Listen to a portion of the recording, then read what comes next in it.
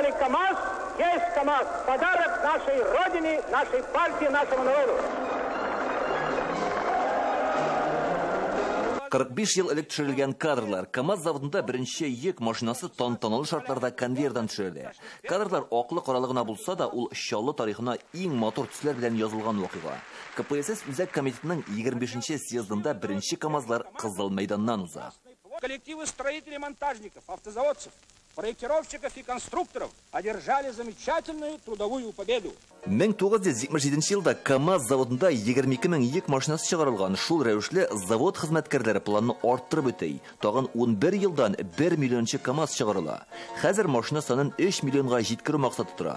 Бу уңышы белән завод хезмәткәрләрен, ветераннарны Татарстан президенты тәбрикләде. Такой сложный период, такое предприятие с такой конкуренцией, оно не только имело какие-то проблемы, наоборот, она расширили свое присутствие на рынке.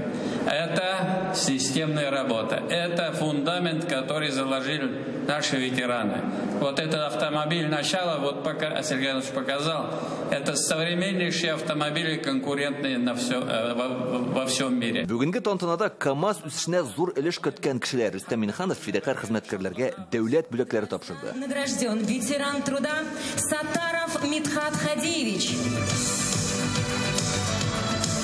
Ярты гасырга якын вакыт içinde заводта берничә династия хезмәт куйган. Каладагы күп кешенең язмышы завод белән бәйле. Шуңа күрә Яр Чаллының икенче исеме дә автомобильләр шәһәре.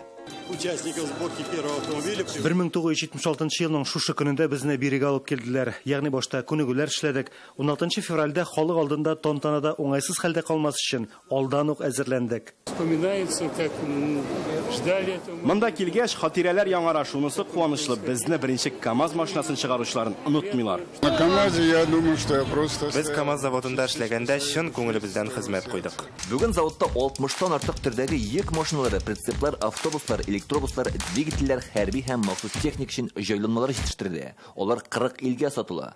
Владимир Путин КамАЗга утырып Кырым күперен ачкан иде. КамАЗ мастер спорт командасын җир йөзендә белмәгән кеше юктыр. КамАЗлар моның белән генә тукталырга җыенмый. Главным достижением последних лет я считаю создание на КамАЗе новой инженерной школы. КамАЗның төп казанышы яңа инженер мәктәбен булдыру. КамАЗ электротранспорт тармагында лидерлардан санала. Несколько лет назад мы запустили масштабную программу модернизации производства и создания грузовиков нового поколения. Планда пилотсыз йөри торган йөк машиналары чыгару, әлбәттә, 45 ел элек бу хакта завод хезмәтчәннәре хыялланмаганда. Илдар Сафиуллин, Яңа гасыр каналы. Россия президенты Владимир Путин КамАЗ хезмәткәрләре, ветераннары һәм генераль директорын юбилей белән котлап телеграмма юллады. КамАЗ төзелеше ил сәнәгатенең иң күләмле һәм мөһим проектларының берсе булып тора.